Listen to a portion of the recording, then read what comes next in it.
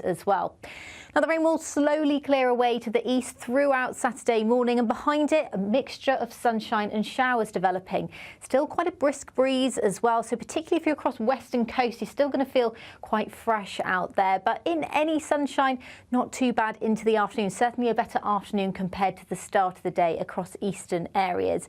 But those showers will continue across eastern areas into Saturday evening. Behind it, though, it does turn a bit clearer into Saturday evening across many western and northern areas. Sunday is looking more widely dry, but it's Monday where the temperatures start to rise to much closer than average. Have a good rest of your day. Bye-bye. Looks like things are heating up. Boxed boilers, sponsors of weather on GB News.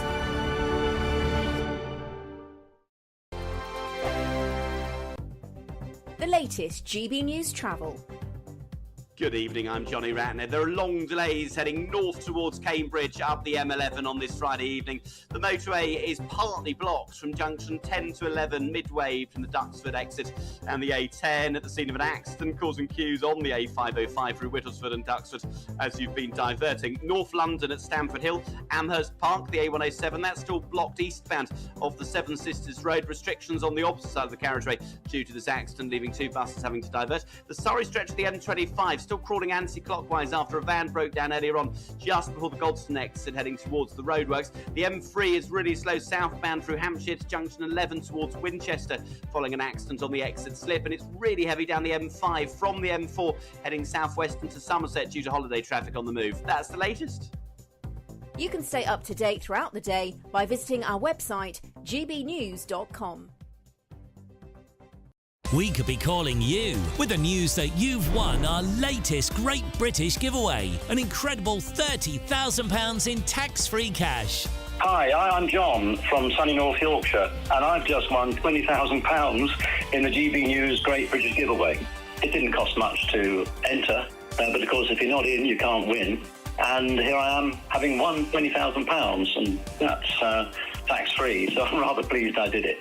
For another chance to win £30,000 in tax-free cash, text cash to 63232. Text costs £2 plus one standard network rate message. You can enter online at gbnews.com/win. Entries cost £2. Or post your name and number to GB07 PO Box 8690 Derby DE1 9TT. UK only. Entrance must be 18 or over. Lines close at 5 p.m. on the 30th of August. Please check the closing time if listening or watching on demand. Good luck. I'm Christopher Hope. From pop stars to politicians, I'll interview anybody in a pub who's got a political opinion. Join me every Friday on Spotify, Apple Podcasts, YouTube or gbnews.com, or wherever you get your podcasts. This is GB News, the People's Channel. Every Saturday, 10 till 12, we'll bring you all of the news that you need to know. We'll also remind you that there is so much to smile about. It's my favourite time of the week. I get to relax, enjoy some light-hearted stories, and let Ellie teach me about fashion too. That's Saturday Morning Live, every Saturday, 10 till 12. Only on GB News, Britain's news channel. Join me, Nana Akwe, for an informative, interactive news programme with a difference. It's fun. It's true. You're not wrong. No one will be cancelled. Lovely. Join me from 3 p.m. every weekend, only on GB News, Britain's news channel.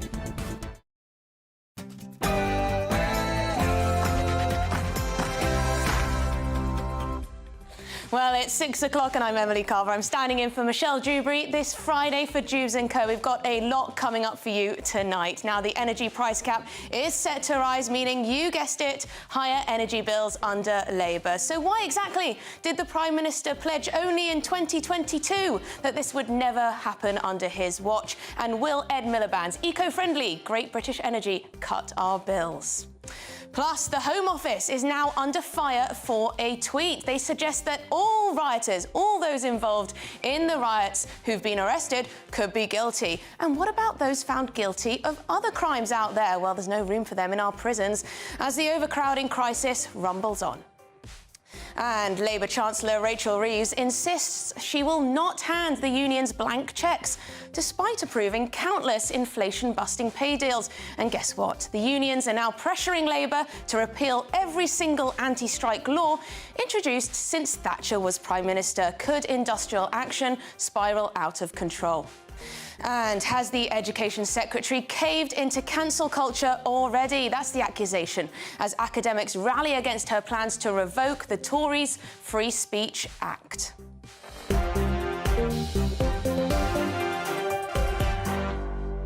OK, well, that's all to come in the next hour, so do stick with me. I've got a wonderful and very intelligent panel coming up, so stick with us. But first, let's get the latest news headlines.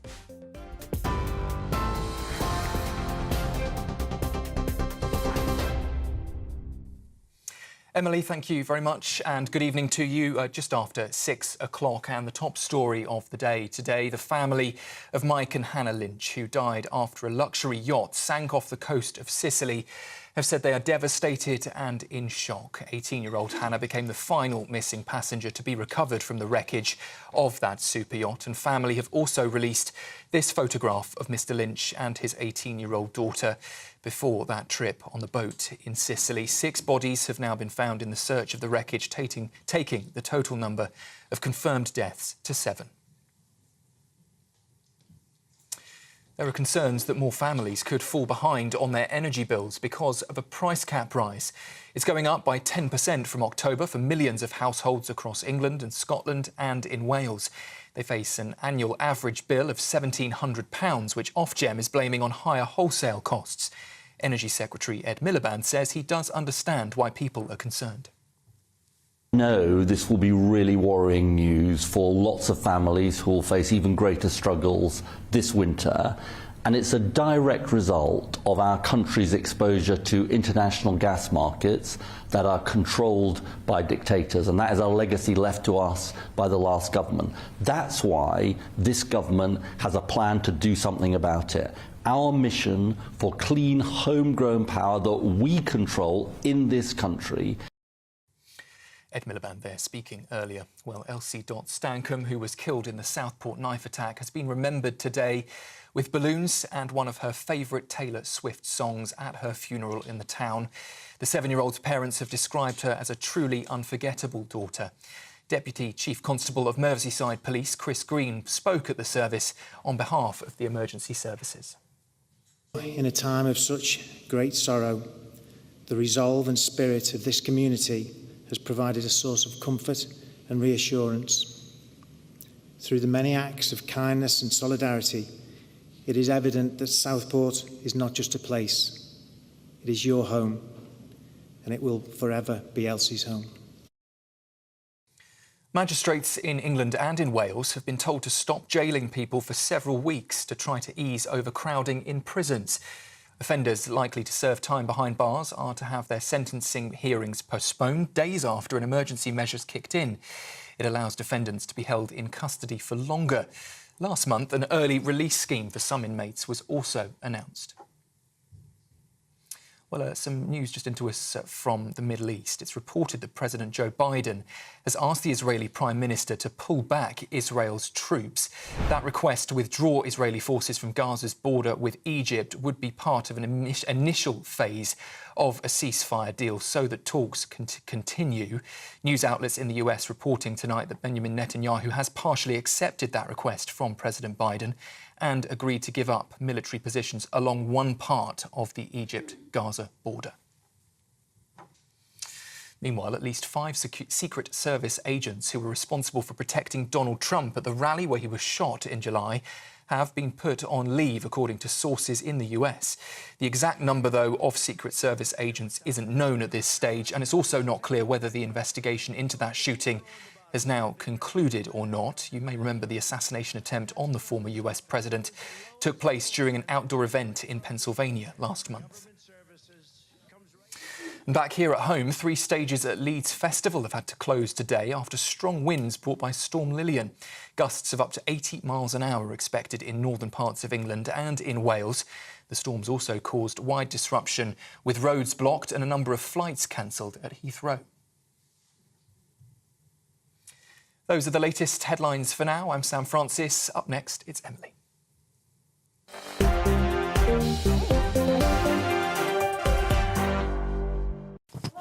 Evening, welcome to Dewbs & Co with me, Emily Carver. I'm standing in for Michelle Dewberry this evening, and with me is my panel until 7 o'clock. We have Conservative life peer in the House of Lords, Daniel Moylan, and the former Labour Minister, Bill Rammell. Thank you very much indeed for joining me this evening. And please do, as always, as Michelle always says, this show is not just about us, it's also about you at home, so please do get your views in, gbnews.com/your say. We've got a lot to talk about today, from energy bills to prison spaces to the Home Office messing up on Twitter. But first, something perhaps a little lighter or perhaps a little bit humorous. Some very important news indeed. Jeremy Clarkson has banned Sir Keir Starmer from his new pub. Now, this is the first person he has barred from his establishment since opening. I believe it actually opened today. There were 4-hour queues outside his pub. Now, he says the Prime Minister is hopeless. Bill, I'll start with you as the Labour voice in the room. Is that fair?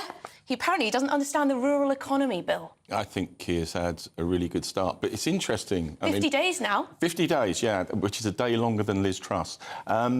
It's interesting, Jeremy's got his pub open. Tremendous. In a former life, I was actually a licensee. I don't think Jeremy is the licensee of that pub, which means he doesn't have the legal authority to ban Keir. He's not the licensee? I would be very surprised if he was the licensee, because a licensee has to spend 80 to 90% of the working hours on the premises, and I don't think Jeremy will be doing that. Oh, well, that's very interesting indeed. Well, perhaps Jeremy Clarkson will be able to persuade the licensee I'm not entirely sure Bill has entirely caught up with the Blair reforms to licensing. It's all very different now. You know, I can't remember the details, but I used to have something to do with it. Oh, well, we'll have to fact-check that one, won't we? Get Jeremy to ring him. Designated person. I don't know whether he's entitled to ban him or not. I'm generally not in favour of banning people or banning arguments or banning views, but I can see why, you know, with queues of 4 hours or whatever it is outside the door, why Mr Clarkson might want to prioritise people. And if Sir Keir was in that queue, I don't know if he was, I suspect he wasn't. If he was in that queue, moving him out might have made some space for some other people more appreciative of Mr Clarkson's views. Well, yes, I'm sure. I mean, before the election, Jeremy Clarkson wrote in The Sun, he said he claimed that the manifesto, Labour's manifesto, contained just 87 words on farming, which shows that... well, he says, which when translated into English, basically says, we hate you, you meat-eating rural half-wits. That's what Jeremy Clarkson thinks of the Labour Party. Which is presumably why, you know, a significant number of people in rural areas voted Labour just 50 days ago. I think the other thing is I spent my political life trying to really not like Jeremy Clarkson. Yes. But my 34-year-old son said he's really funny. Read one of his books. And I read it and I thought, oh, it is funny. It is quite funny, and people do love his programme, Clarkson's Farm. I mean, he does get stuck into everything and anything, really. But shall we move on? He did get in hot water about an article about Meghan Markle, didn't he? That almost got him cancelled. That almost got him cancelled. But no, he's opening a pub and he's actually cancelling Sir Keir Starmer. So there you go. Shall we move on to more substantial matters? Because today, Ofgem's energy price cap, we now know that it will increase by 10%. So that's from £1,568 to £1,717, and that's to come in from October the 1st. Those figures are for a typical household in England, Scotland and Wales. And of course, more controversially, this all comes at a time when Labour is planning to scrap the winter fuel allowance, worth up to £300 for some pensioners. Millions of pensioners may well go without that this winter. So, question, Lord Moylan, Daniel, is Labour penalising pensioners with this? What do you say about this? Is it fair to pitch this price cap hike to present this as an attack on pensioners, in your view? Well, the winter fuel allowance withdrawal is an attack on pensioners, and of course there are some rich pensioners, we all know that. It's not being means-tested properly because they're doing it in a way that depends on applying for pension credit. A lot of pensioners who are entitled to pension credit haven't actually applied for it. Some are rushing to do it now. Many of them won't have it in time. So they're not really, they're going to struggle with means testing this properly. And they could have done it in a different way. They could have said, we'll make it taxable and add it to your pension, then better off pensioners would pay tax on it. But they've chosen to do it this way, and it is going to be a real disaster for quite a lot of pensioners. In terms of the price cap, I never understood myself the point of a price cap that goes up when prices go up. I mean, the point of a price cap is to cap things, isn't it? But this was introduced by Mrs May. I always thought it was a lot of window dressing. I generally don't approve of it in any event. But there is a price cap. It goes up. What really upsets me, though, is having Ed Miliband on the telly, which you had just a few minutes ago on the news, saying that this is because we're in hock to foreign gas produced by dictators, when we could have our own homegrown gas coming out of oil fields and gas fields in the North Sea under our own control. Unless you think Sir Keir Starmer, he's talking about Sir Keir Starmer as a dictator, I don't know. But we could have it, but he's stopped that. He's made us more dependent on foreign gas produced by dictators. Should we have another little look at what Ed Miliband had to say? No, this will be really worrying news for lots of families who will face even greater struggles this winter. And it's a direct result of our country's exposure to international gas markets that are controlled by dictators, and that is a legacy left to us by the last government. That's why this government has a plan to do something about it. Our mission for clean, homegrown power that we control in this country, and it's why we've hit the ground running in just 7 weeks, consenting new solar power, overturning the ban on onshore wind, precisely to give our country the energy security we don't have at the moment. Homegrown gas, new homegrown gas fields. We're not banning new homegrown gas fields, no licences. Yeah, new licences. No, the existing ones are going to be in the mix for decades to come. Yeah, but no new licences, on that. It's complete hypocrisy on his part to be saying that. Well, I've just brought you Ed Miliband. We have homegrown gas. He wants homegrown energy that's not controlled by dictators.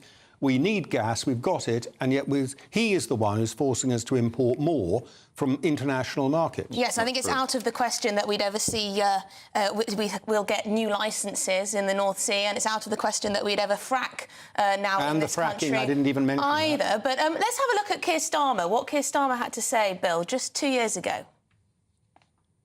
I understand, I completely understand, why so many people are frustrated at the government that's not doing anything about their energy bills, that's dithering and delaying, just like it did at the beginning of the year. In the end, politics is about choices. And this government is choosing to protect the profits of oil and gas companies, unexpected profits of oil and gas companies, rather than sticking up for and helping hard-working families and struggling businesses. I hope that, just as we did earlier this year, we can force them into a U-turn. Because under my leadership, Labour is on the side of working people. I mean, he's right, Bill. Keir Starmer's right that government is about priorities, and it seems to me that the priority of this government is to give train drivers big pay increases, to cut the winter fuel allowance for pensioners who most need to heat their homes, and energy bills are going up in any case. Well, the priority is to get the country working again, which is what settling the strikes was about. But look, this energy increase is due to the international energy market, geopolitical pressures and the extreme weather conditions. But even with this increase, and it's regrettable, and I think let's wait for the budget to see what more the government can do. But even with this increase, people are still going to be paying about £117 a year less than last October, and about £800 a year less than the peak of the energy prices. And you talk about the winter fuel allowance. Let's give the historical context to that. That was brought in the late 1990s because of a one-off pension increase of 75 pence a week. I'm amazed it hasn't been means-tested before now, which both some Labour and some Conservative politicians have called for. The reality is, since Bill, then... some charities are saying that this winter will be the hardest that pensioners have experienced for decades. They could see their bills rise by £500. A lot of pensioners will simply not be able to afford that. I've had so many emails coming in today, earlier when I was doing Good Afternoon Britain, coming in saying, I am seriously worried that I'll have to spend all my time in one of the rooms in my property, literally under a duvet cover, trying to keep warm. People are very, very worried, and they wouldn't expect it from a Labour government. That's what they're saying. And look, that is a concern, and let's see what more can be done. But the reality is, since the winter fuel allowance was created, we've had the triple lock, which has been brought in, and, you know, that's subsidised pensioners at the expense of young people and people in work. And the reality... Sorry, no, it hasn't. Hold on, Daniel. The reality is pensioners are less likely to be in poverty than people in the working population. OK, well, let me... would you like to come back to that? I just want to say, if you are dependent on the state pension, what the triple lock has given you over a lengthy period is a state pension that is around about £12,000. Now, anyone who thinks that, you know, pensioners are living high on the hog on £12,000 a year, it's one of the lowest pensions in Europe. And the whole idea that that is a subsidy and that it's being given to them at the expense of young people is inflammatory language designed to divide people. But you need to recognise the fact. I know there are rich pensioners. I've already said you should tax the winter fuel allowance if you want to get something back from it. But you've got people living on £12,000 a year, and they are not rich, they are struggling, and they are going to lose, many of them will lose the 500 quid, even if they could have got it because they won't even get registered for pension credit. So if you're on the basic state pension, you don't just survive on £12,000 a year. There's a whole host of other support and benefits that you are entitled to. Look, I'm not saying that this is without difficulty, and I think there has been a case for means testing the winter fuel allowance. I think, if I'm honest, the decision that was taken is a bit too crude of just tying it to the pensions credit level, and I think when we come to the budget in October, there may be some tapering brought in so that people are protected higher up the income scale. There might be a bit of a clean-up process, because at the moment it's pretty damaging for the government. It's amazing it wasn't in the manifesto. No, not in the manifesto. A lot wasn't in the manifesto. No, nor were some of these pay settlements. They weren't in the manifesto. The state of the public finances wasn't in the Tory manifesto. It's hardly surprising that the government has had to borrow £3.1 or £3.2 billion more than they thought they were going to over the past month or so. But just quickly, before we go to the break, GB Energy. Is this the way forward? Lots of people are supportive of this idea in theory. More green technology. People like that. Ed Miliband's in charge of it. Secondly, it is just a huge bottomless bucket into which public money is going to be poured to create inefficiently, almost certainly because it's government-owned, inefficiently a large amount of subsidised so-called clean renewable energy, which would be more expensive than gas. And that is the fundamental thing. And our bills are going to go up and up and up. Do you think it's just a fun project for Ed Miliband? This is going to happen anyway under government policies, whether you use GB Energy or not. It's not GB Energy causing this. It's just that that's the vehicle they've chosen. That's the bottomless bucket they've chosen into which they're going to pour our money. Let's deal with the facts. Fossil fuels have been subsidised £20 billion more than renewables since 2015. Absolutely untrue. There's a House of Commons. It depends how you define subsidy. It's not a subsidy. It is for exploitation and other measures. That's been the level of subsidy. You've always given, with something like an oil field where you have to spend a huge amount of money up front and then you get your revenues later on, it's always been possible to get tax concessions on big businesses like that. And that's a public subsidy. That is not a public subsidy. It's a public you subsidy. collect your tax, 75% tax, once the oil is flowing. That's what they're collecting. Daniel, if you look at the detailed research on this, comparing like for like, there is a much more substantial public subsidy for fossil fuels than there is for renewables. Well, we all know how much oil and gas is taxed. Are they paying 75%? We always know how much it's taxed, and it's a huge tax take from that. We're going to get to some views after the break, but coming up, the Home Office is in a bit of hot water regarding what one might call a bit of an inflammatory tweet. And also we're going to have a look at the courts, because they're delaying locking up criminals, apparently to help with prison overcrowding. Could that possibly be the right move? See you soon.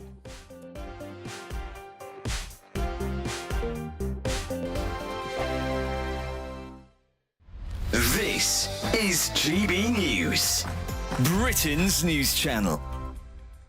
Ben, do you like baking? Baking? Only flapjack.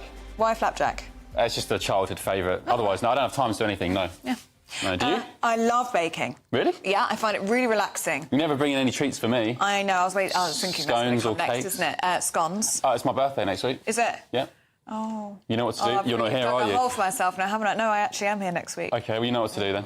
OK. I'm delighted to say that we're joined now by JP from Bridget's Bakery. BB is the brand, is the face, is the smile.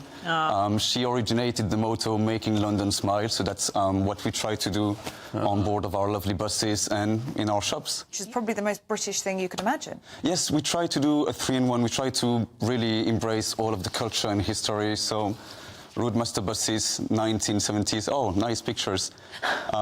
We have the full afternoon tea, 1700. JP, is it scone or scone? And also, where does the word come from? Ben. Is it of French origin? Ben, how very dare you asking me? Are you trying to actually put me under the spotlight? I would say, according to a Belgian person, it's scone. Scone. Exactly. Oh, that's what so you I like say. to do a mix of both. But I would say... Sorry, JP. Common as muck. and another key question which many Brits get tangled up in is it the jam first or the cream first? So, I'll tell you a very scientific fact I just made up on my way here this morning. The best way to eat your scone is, first step, you split it in 2 halves. Yeah. On one half, you do the cream and jam. The other half, the jam and cream. Oh, no. Then, if you feel like people looking at you, you should squash it together. And if really the tension is quite high, you should give your scone to the nearest person holding a chef jacket. There you go. That sounds too diplomatic. Yeah. The People's Channel. We're proud to be GB News, the People's Channel. And as you know, we always love to hear your views. Now, there's a new way of getting in touch with us at gbnews.com/your say. By commenting, you can be part of a live conversation and join our GB News community. You can even talk to me, Bev Turner, or any of the members of the GB News family. I'm Christopher Hope. From pop stars to politicians, I'll interview anybody in a pub who's got a political opinion. Join me every Friday on Spotify, Apple Podcasts, YouTube or gbnews.com, or wherever you get your podcasts. This is GB News, the People's Channel. Weekdays on GB News. Wake up to breakfast every day from 6 a.m. Followed by Britain's newsroom at 9:30. At noon, it's Good Afternoon Britain. Followed by Martin Daubney from 3 p.m. Only on GB News, the People's Channel, Britain's news channel.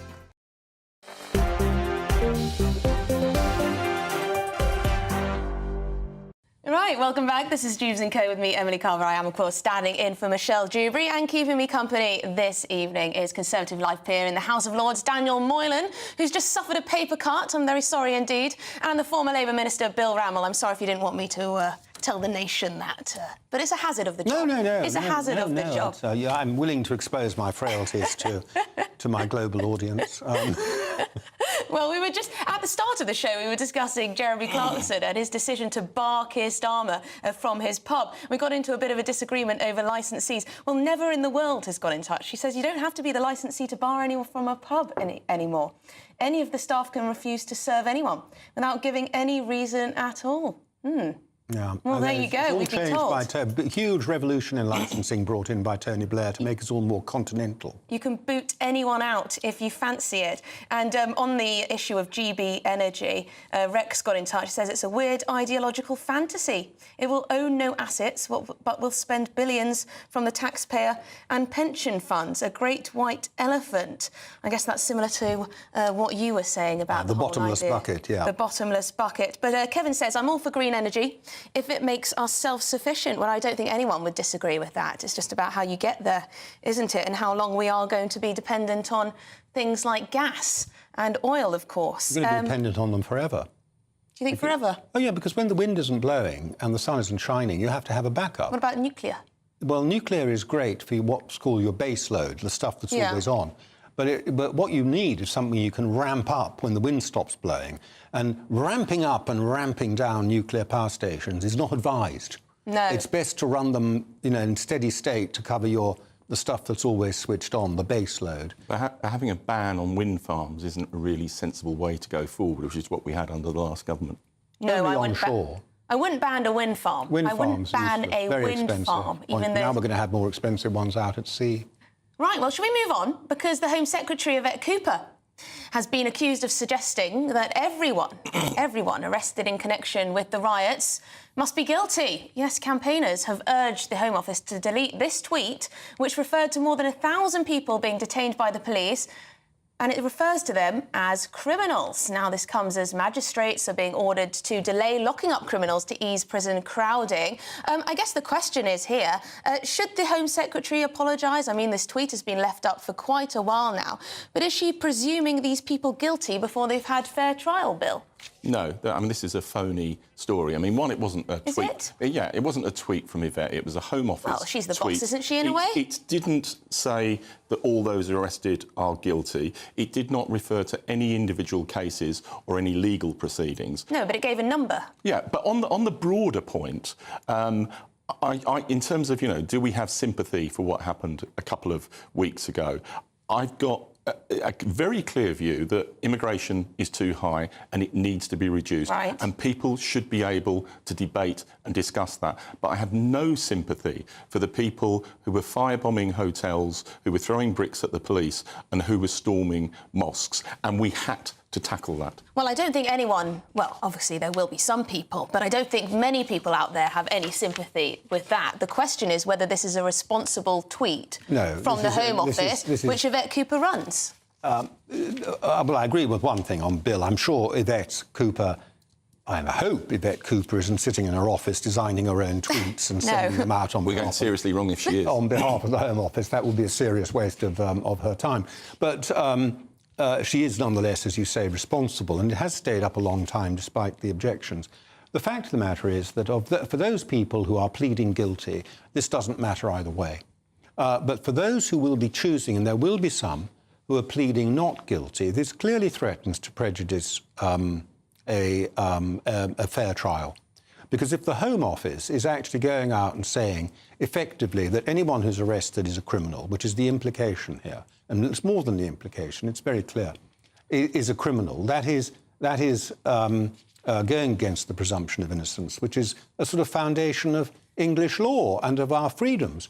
Yes, if she says... if I'd been arrested wrongly, I was nowhere near any of the riots, I'm glad to say, but if I was arrested wrongly and I was brought in front of a court and I pleaded not guilty, I'd be arguing seriously, I'm not even convinced I can get a fair trial as a result of this. And that's that's why you need to be so careful about the language you use. And the Home Office has become this sort of thuggish organisation that puts out pub talk, effectively.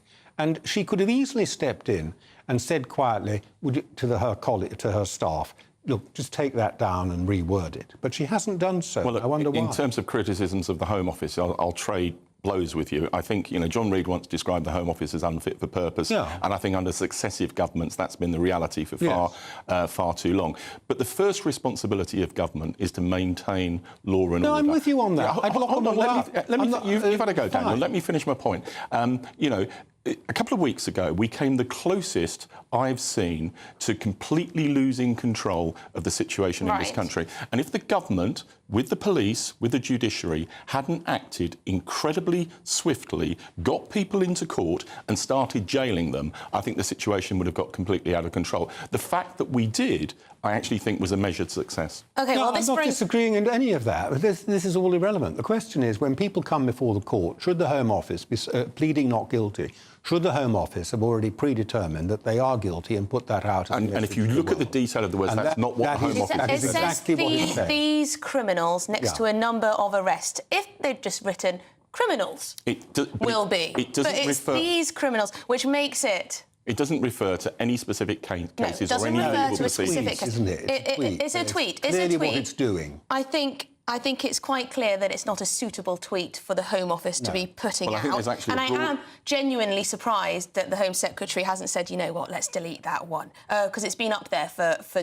days. But this brings us on to the issue of overcrowding in our prisons, because, yes, the criminal justice system has been very swift indeed, hasn't it, to lock up people involved in riots, whether it's online or in real life, throwing things at the police, going after mosques, whatever it was. They will be banged up. We know that if they haven't already. However, At the same time, we know that on September the 10th, we're going to have 2,000 criminals released early. We know that on October the 22nd, we're going to see another 1,700 criminals, released early. We know magistrates' courts are now being told, actually, don't bang people up yet because there's no space in prison. We are becoming less safe as a result of the situation in our criminal justice system and in our prisons. What on earth is the solution? I don't think there's evidence that we're becoming less safe as a result of that. What we've done... Well, I think there is. We've just had a convicted child rapist escaping jail. The judge said because of the crowded prisons, he'll get a suspended sentence. Yeah. I mean, that's think... a threat, surely. Yeah, it is potentially a threat, but the fact is that everyone... I'm looking now not at the people being released early. What we've done is made prison sentences longer and longer and longer and longer over the last 20 years without any real benefits to public safety from that. You might say, oh, well, we must be safer because they're in prison, so they can't be doing anything to us. But in fact, crime we are not getting any safer, and the sort of violent and dangerous crime that we're really worried about here, we're not talking about accountancy fraud and so on, but the violent and dangerous crime we're talking about has not significantly improved, and it doesn't if you bang people up for longer and longer.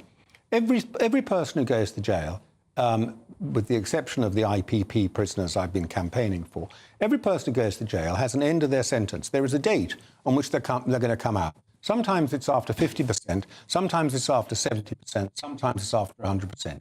Now, for some people who are not thought to be threatening, it'll be 40%. When they come out whether they're dangerous or not.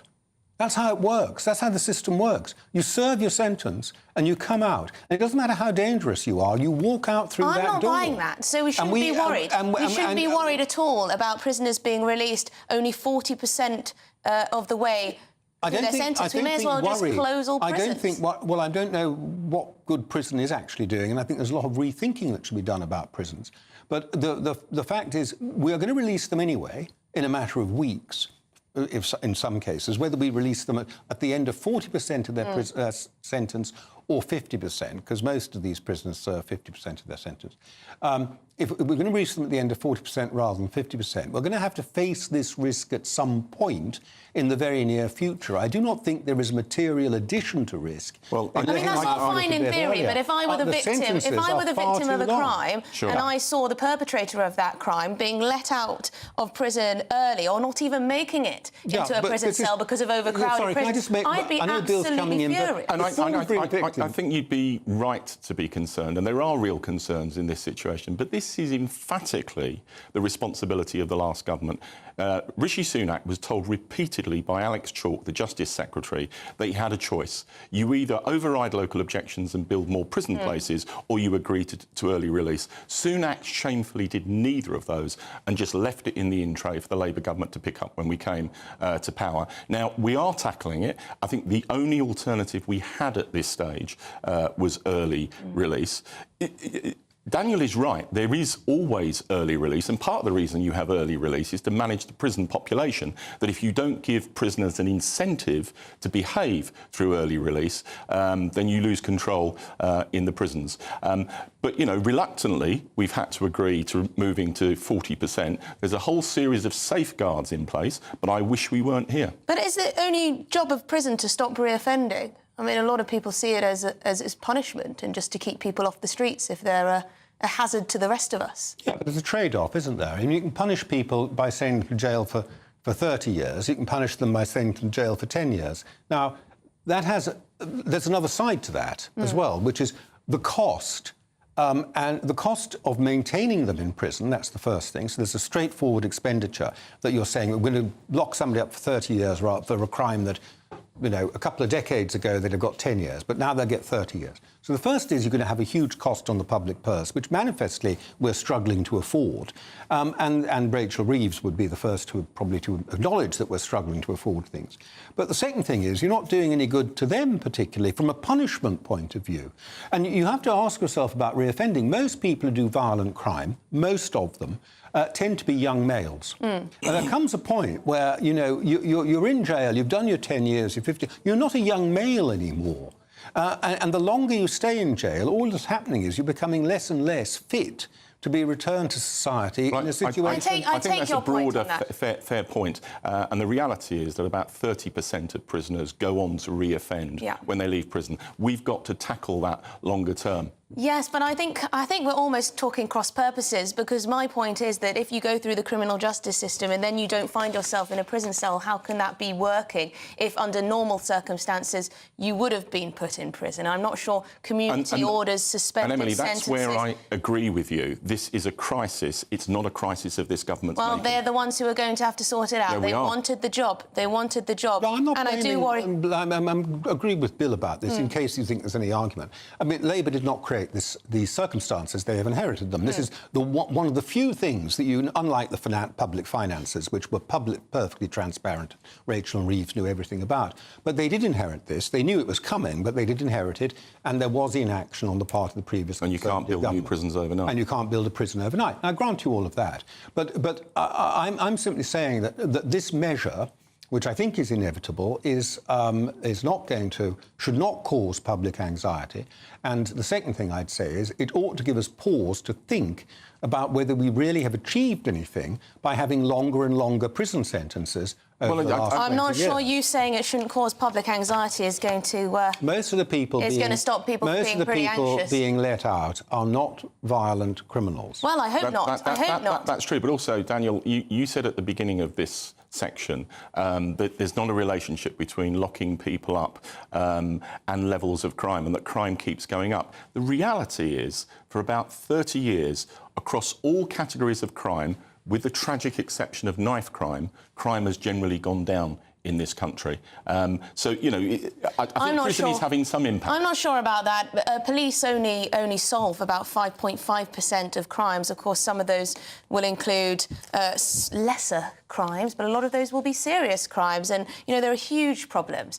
People call up the police and they don't get a proper response. People give up. You know, we have the recording of crime, but that doesn't show all of it, does it? But coming up, are people sympathetic with Labour's big pay deals with the trade unions? According to polling, many of you think they're totally unaffordable. Dale Vince, the eco-tycoon and also big Labour Party donor, he thinks the way to solve all this is to tax the rich bankers more. We'll debate after this.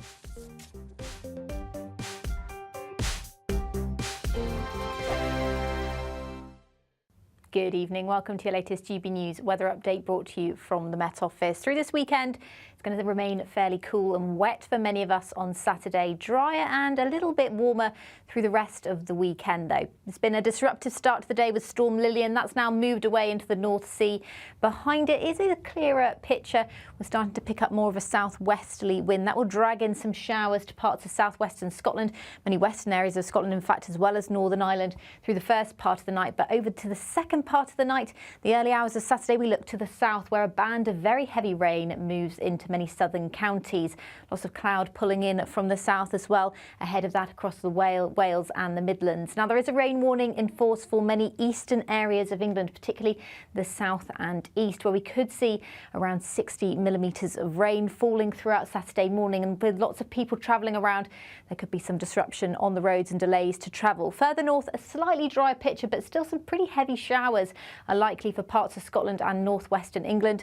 A drier picture, though, for the far north of Scotland, as well as the north and east across parts of Aberdeenshire and the Moray coast.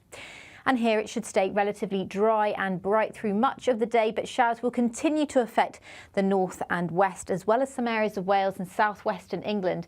Now, the heaviest rain will clear away to the far south and east, but showers will likely move into these areas later on in the afternoon. So a pretty mixed picture for most of us on Saturday. With quite brisk winds still through the day, it's still going to feel on the cooler side of things. We could see temperatures sticking around in the mid-teens for many of us.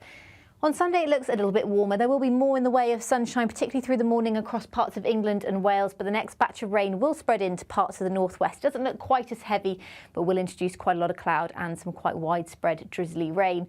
More widely dry as we look ahead to Monday, and temperatures will start to rise much closer to average, and we're looking at the mid-20s by Tuesday. The latest GB News travel.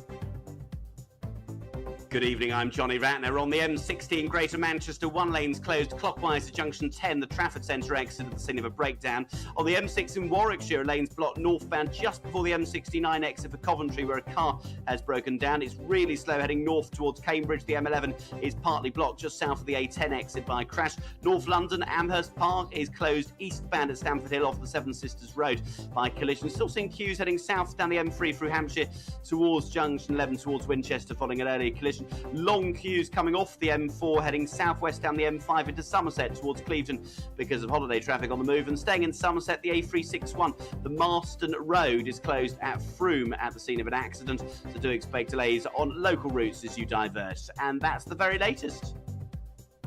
You can stay up to date throughout the day by visiting our website gbnews.com.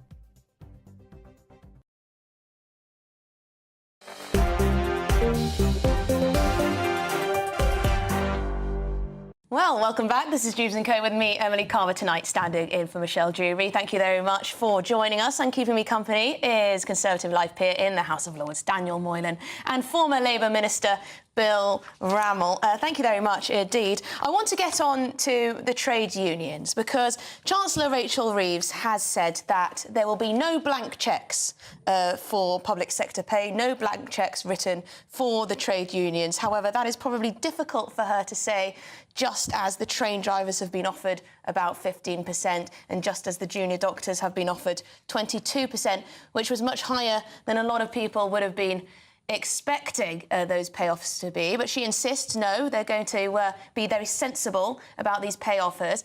But another difficulty for the Labour Party is that the unions, I think they can sense that perhaps they've got some strength in numbers at the moment, and perhaps they can, they've got the ear of the Labour Party, because they apparently now want to repeal, well, want the government to repeal every single anti-strike piece of legislation brought in since Margaret Thatcher.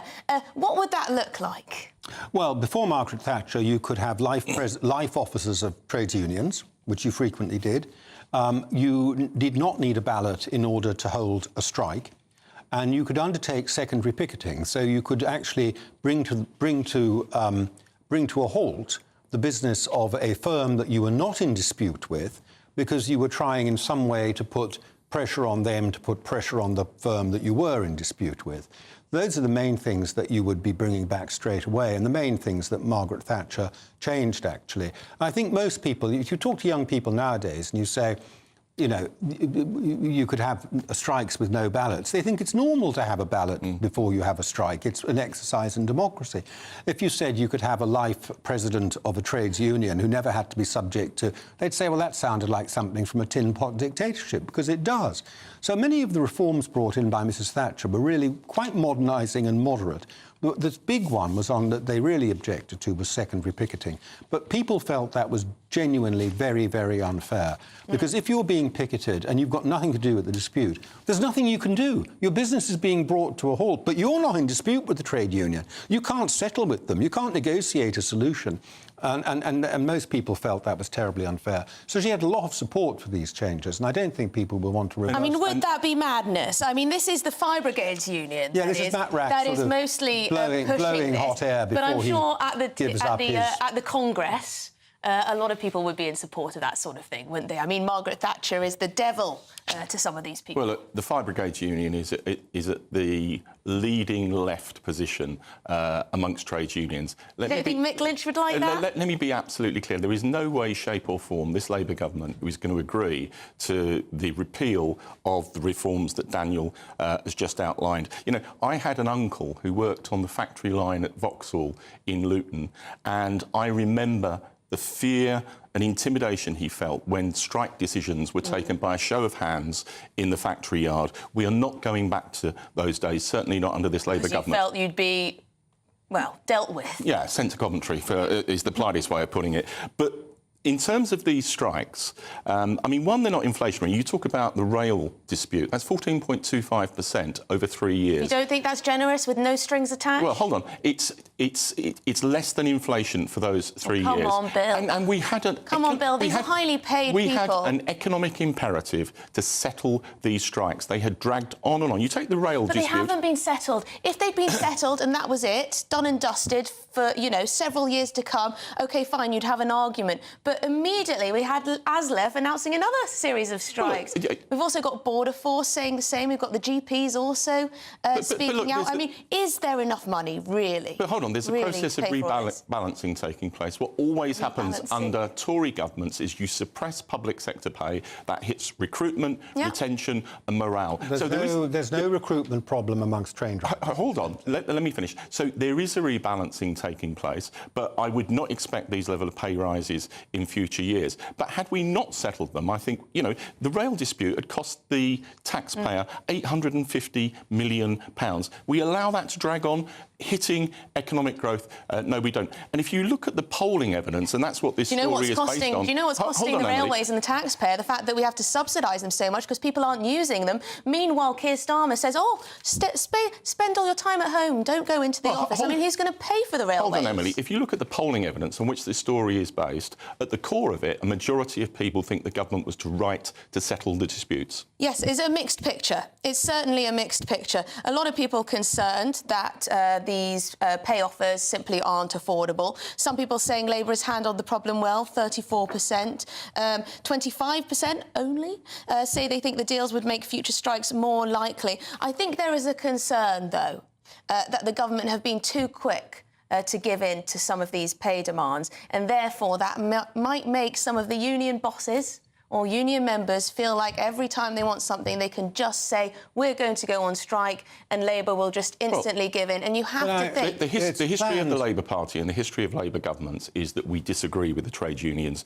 from time to time, and that will be the reality going forward. And there is no blank cheque. Nothing to worry about? No, I'm not saying there's nothing to worry about, but, you know, you've got to handle this responsibly, and I think that's what the government had been doing. And the imperative was to get the country moving again. OK, we're going to have to leave that there, but coming up, I'll come back to you after the break, I promise. But coming up, Jack Daniel's parent company, that's the whiskey brand, I believe, is under fire for scrapping diversity targets altogether. Were they right to do so? And should other companies follow suit? Stay with us.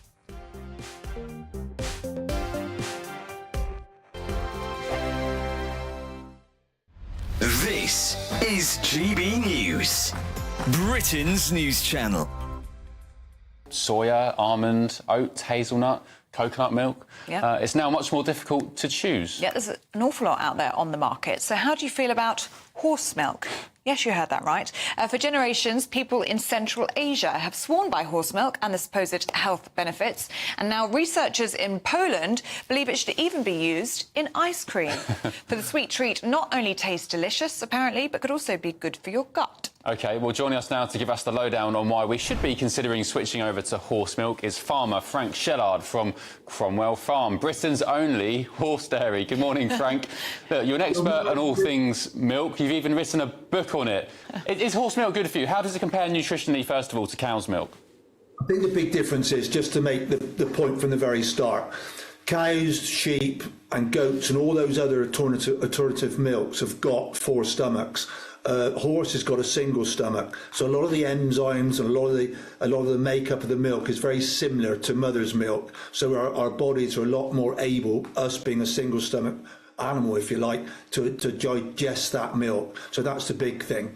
That's the first point I'd like to make. Because of the makeup of the mare's milk, you could drink the lactose and the lactase in it. You could probably, not all, don't quote with everybody, but a big percentage of those people that are lactose intolerant could drink the mare's milk. The great thing about the mare's milk is it's very, very good for your gut flora. If you remember in the history books, Cleopatra bathed in ass's milk, and ass's milk is exactly the same thing. It's exactly the same makeup as mare's milk, and she bathed in it for eternal youth and to keep the skin and her metabolism correct. GB News, the People's Channel. Welcome to State of the Nation, daily plunge into the stories shaping our country. I'm Jacob Rees-Mogg, and Monday to Thursday we bring you the insights, the facts, the truth about how our country is being governed. Because what happens in Downing Street matters down your street. Tune in to State of the Nation every Monday to Thursday, 8 to 9 o'clock. Only on GB News, the People's Channel, Britain's news channel. I'm Patrick Christie's. Every weeknight from 9, I bring you 2 hours of unmissable, explosive debate and headline-grabbing interviews. What impact has that had? We got death threats and the bomb threat and so on. As time passes, She could have saved Storm. You made my argument for me. My guest and I tackle the issues that really matter with a sharp take on every story. Went everywhere. something practical could be done. Or I can become something different. Patrick Christie's tonight from 9 p.m. only on GB News, Britain's news channel.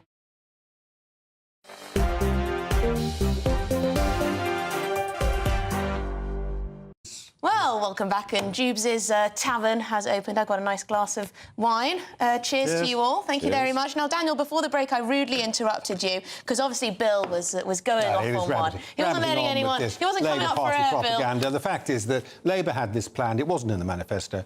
They had this plan beforehand. They had a donation of 100,000 from ASLEF. The first thing they do when they get into power is they send that woman with the red hair off to talk to them. The professional negotiators are pushed to one side. She's going to take charge of the negotiations. They see her coming. 10 minutes later, she walks out and she's given them everything they want. If that isn't a blank cheque, I don't know what it is. Rachel Reeves saying there is no blank cheque. They've been given a blank cheque. And, of course, it turns out they have another dispute that they've been festering away that, of course, they're still on strike about, and she hadn't even twigged that. And the same will be true. I said at the time, what will happen when the RMT, the other big rail union, hear about this? Well, of course, we found out the next day they're threatening to go on strike over pay and conditions as well.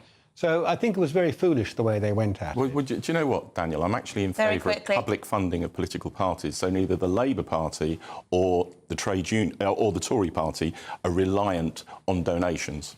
Right, well, I do very quickly before we end the show, because I did say we were going to talk about Jack Daniels, because their parent company has become the latest business to ditch its diversity targets altogether. They're also going to stop taking part in the annual rankings of LGBT-friendly companies. Clearly, they've just decided unilaterally that this doesn't serve them. This is quite interesting, isn't it? Because lots of people will be saying, oh, this is a backward step, this is backwards and, you know, not progressive. But is it just common sense? Look, the reality is that discrimination against black people and women over decades was totally unjust. What's Jack Daniels got to do with it? Hold on. And therefore, a variety of measures were taken to tackle that, whether it's monitoring pay and publish it, whether it's discrimination legislation, and those are good things.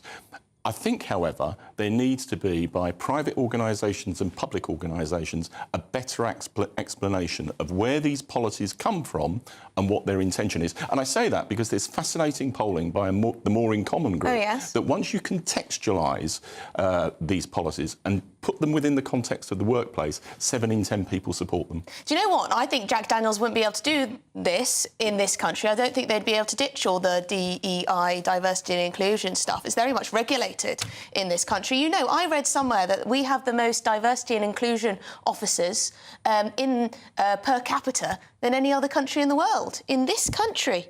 Well, it's a massive industry. Jack Daniels and so on, it's part of a private company.